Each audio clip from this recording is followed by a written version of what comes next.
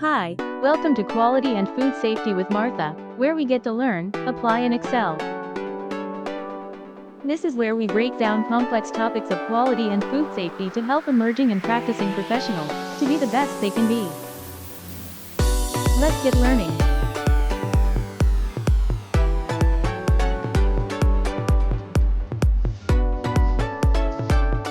Let's talk about personal hygiene. I know, but in the food world, this isn't just about, being clean. It's way bigger than that. You're basically a guardian, the absolute front line in a battle for public health. And that's no exaggeration.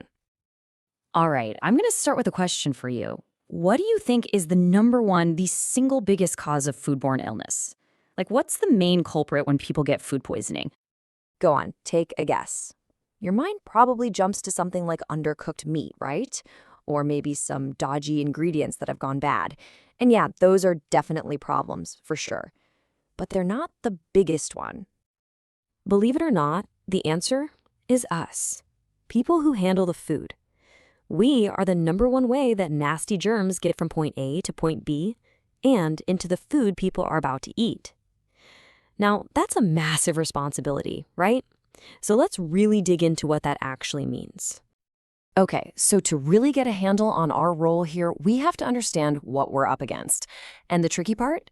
The enemy is totally invisible. We're not talking about a bit of dirt you can see and wipe away. We're talking about a microscopic threat that can be, well, just about anywhere. The official name for this is food contamination, and it's pretty simple, really. It just means that harmful stuff, usually tiny little microorganisms like bacteria or viruses, has gotten into the food. And here's the scary part. The food can look perfect, smell amazing, taste great, and still be able to make someone really, really sick. And this is where it really hits home. The source of this contamination, it's not usually something from the outside. It's us. Our bodies are basically natural taxis for these little germs. We can be carrying bacteria, viruses, even things like a stray hair, and pass them right onto the food without even knowing we're doing it. So if we're the carriers, how does this transfer actually happen? How does this invisible threat make the jump from us to the food? Well, it's surprisingly simple, and maybe a little creepy when you think about it. See, bacteria have their favorite hangouts on the human body.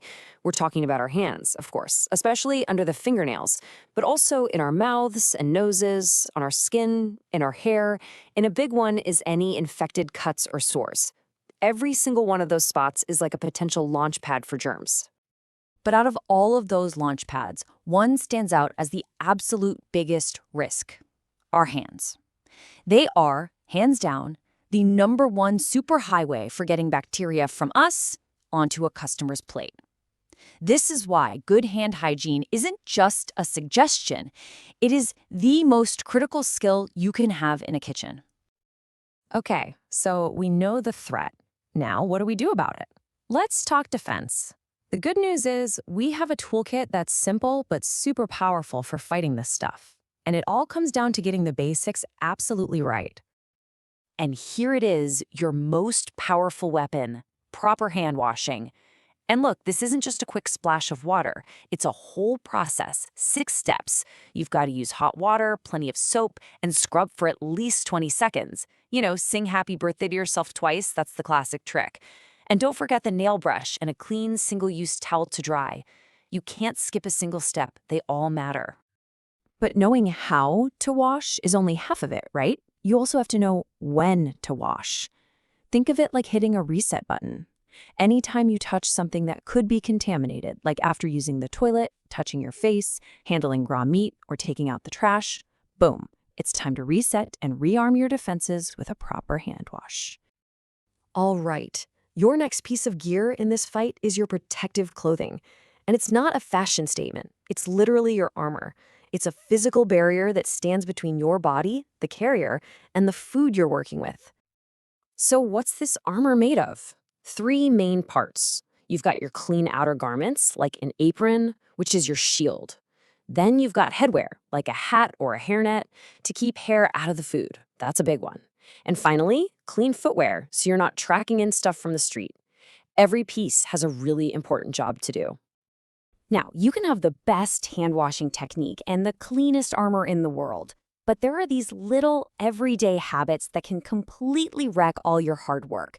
They can breach your defenses without you even thinking about it. Just take a look at this. Wearing a ring, it's a perfect hiding spot for germs. Long or polished nails, impossible to get truly clean. And wiping your hands on your apron, you're basically just painting germs all over your armor. It totally defeats the purpose. But the good news is, for every one of these bad habits, there's a really simple, safe habit to replace it with. And get this, a single cough or sneeze can spray literally thousands of little germ-filled droplets into the air. We're talking an invisible cloud that can travel for feet. That's why you absolutely have to cough or sneeze into your elbow, turn away from the food, and then, you guessed it, go wash your hands immediately. Okay, so this leads to a super important question. Let's say you're doing everything right, but you wake up one morning feeling awful. What do you do? This right here is the golden rule, and there are no exceptions. If you are sick, especially with things like vomiting or diarrhea, you are a contamination risk big time. You must tell your supervisor, and you cannot, under any circumstances, handle food. Staying home isn't weakness, it's the most responsible thing you can possibly do. So, hand washing, clean clothes, not touching your face, all these little things. Why do they matter so much? Because in the world of food, the actions of just one person can have a huge ripple effect. Really, it all comes down to 3 things. Number 1, keep yourself clean. Number 2, make all these safe habits second nature, something you do without even thinking. And number 3, be brave enough to speak up. Report when you're sick or if you see any other risk. And this really puts it all into perspective. Just think about the journey that food has been on, from the farm to the supplier to the truck that brought it. So many people have handled it safely. But you're the final link in that chain before it gets to the customer. You are the last line of defense. Everything depends on what you do in that final step. So I'll leave you with this one last thought. Over a single shift, you could prepare food for dozens, maybe even hundreds of people. So the next time you're at the sink about to wash your hands, just think about that.